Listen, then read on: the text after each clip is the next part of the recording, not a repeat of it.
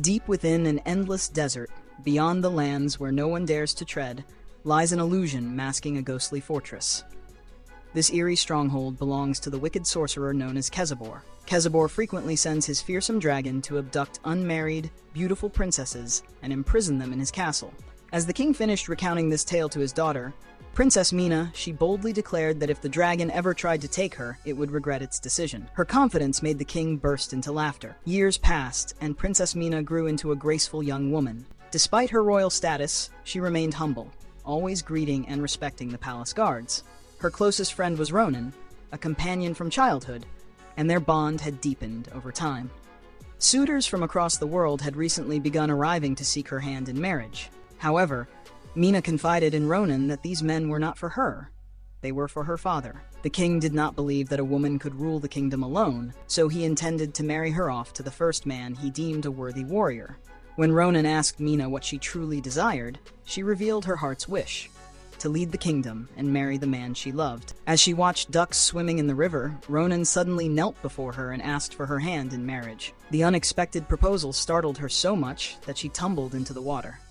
Laughing, she accepted his proposal. Meanwhile, at a local tavern, some of Mina's suitors gathered. Among them was ℭ𝔬𝔭𝔫𝔫, a fierce and highly skilled axe-wielding warrior.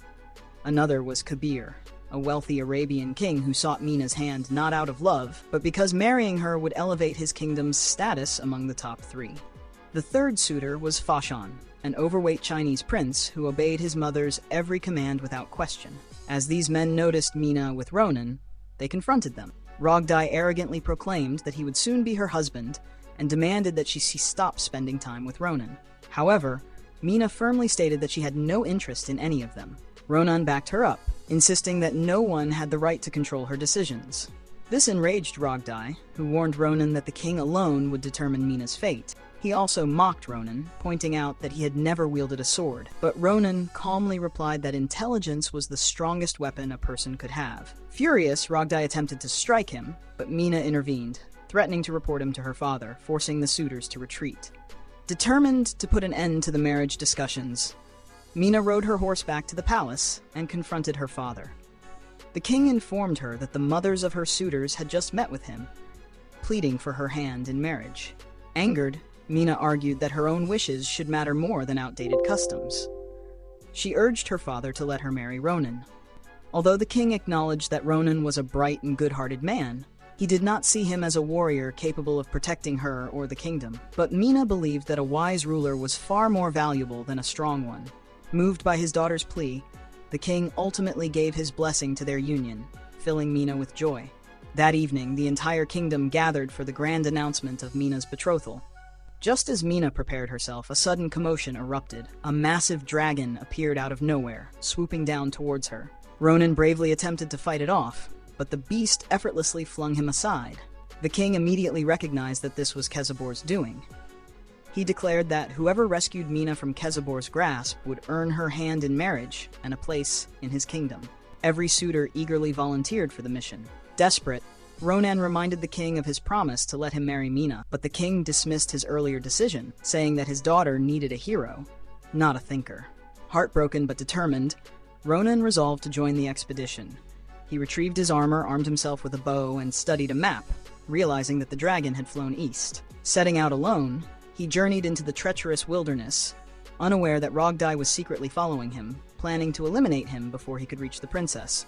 Meanwhile, Mina awoke in ℊ𝔬𝔫𝔫's castle, which stood atop a towering mountain.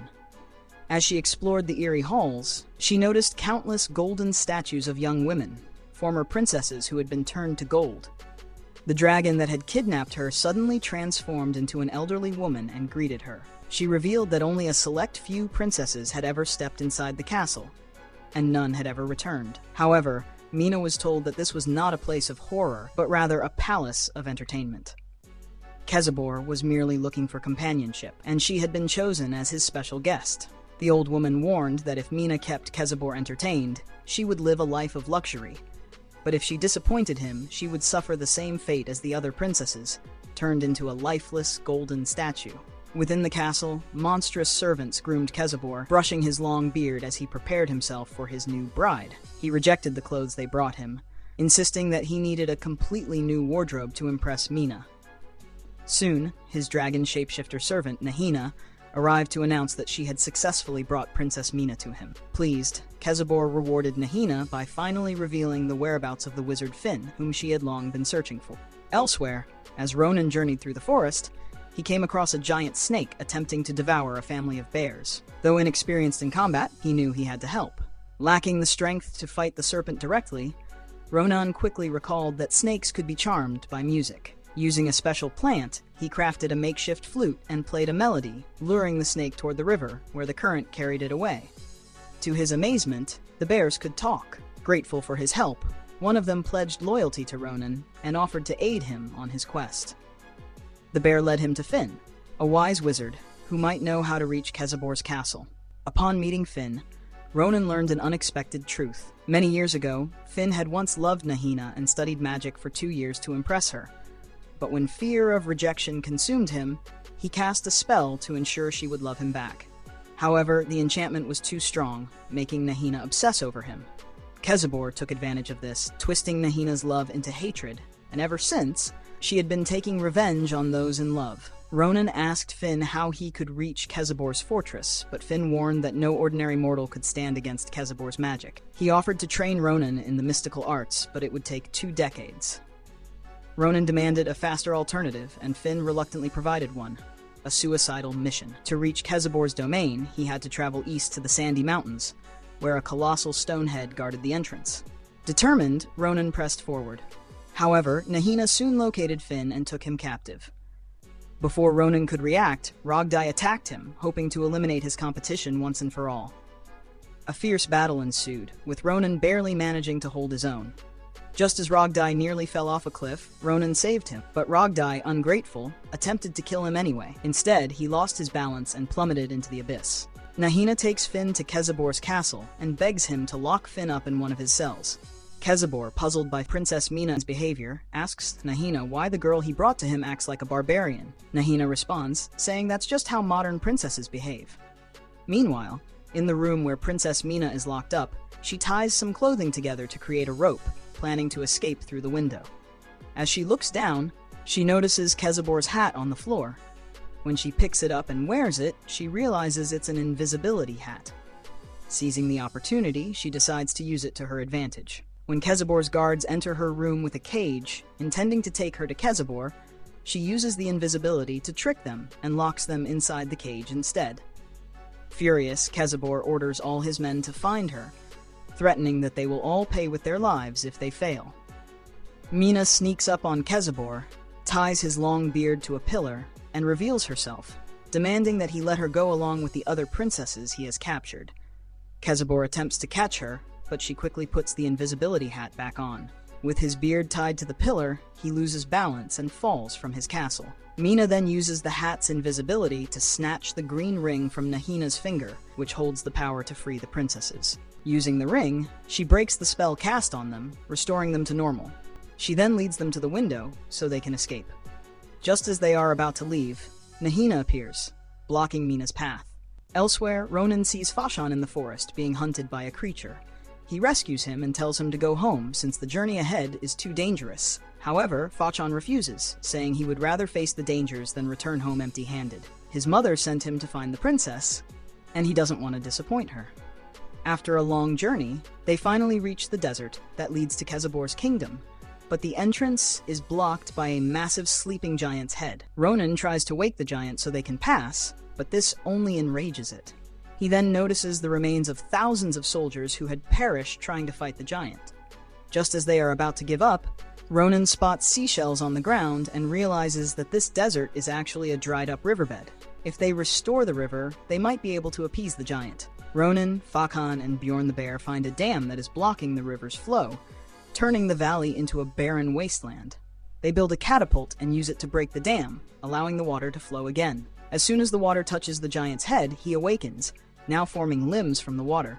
The giant thanks Ronan for saving him and explains that his cruel brother, ℭ𝔬𝔫, had imprisoned him there by cutting off the water supply, knowing it was the source of his power. Grateful for his rescue, the giant rewards Ronan with a magical sword, telling him that it holds great power and will help him defeat ℭ𝔬𝔫. ℭ𝔬𝔫's long beard is the source of his magic, and if Ronan uses the sword to cut it off, he will be able to defeat him and save his fiancée. To further express his gratitude, the giant uses his magic to transport Ronan and his companions to ℭ𝔬𝔭𝔫's palace. Meanwhile, Mina is still trying to escape the castle. She finds Finn locked in a cell, who begs her for water. After she helps him, he informs her that Ronan is on his way to rescue her. However, Mina becomes more worried for Ronan, knowing that he has never wielded a sword before. Suddenly, she sees Ronan and rushes to embrace him, only to realize it is actually ℭ𝔬𝔫 in disguise. He captures her, and as he orders his men to lock her in a cage, the real Ronan arrives. An epic battle begins, with Fakshan and Bjorn the Bear joining the fight to help Ronan against ℭ𝔬𝔫's guards. Ronan and ℭ𝔬𝔫 face off in an intense duel. At one point, ℭ𝔬𝔫 carries Ronan high into the sky, but he quickly becomes exhausted. Admitting defeat, ℭ𝔬𝔫 brings Ronan back down, allowing him to take Mina and leave. As Ronan and the princess finally reunite, ℭ𝔬𝔫 seizes the moment to strike. Nahina appears and uses her ring to put Mina into an eternal sleep. ℭ𝔬𝔫 then attempts to stab Ronan, but he dodges just in time and uses the magic sword to slice off ℭ𝔬𝔫's beard. Stripped of his power, ℭ𝔬𝔫 is turned into a golden statue. However, the victory is bittersweet. Mina remains under the sleeping curse. Desperate, Ronan begs Finn to break the spell, but Finn admits that he cannot. This is Nahina's magic, and he is powerless against it. Then, Finn spots the invisibility hat on the ground and tells Ronan that there is still hope.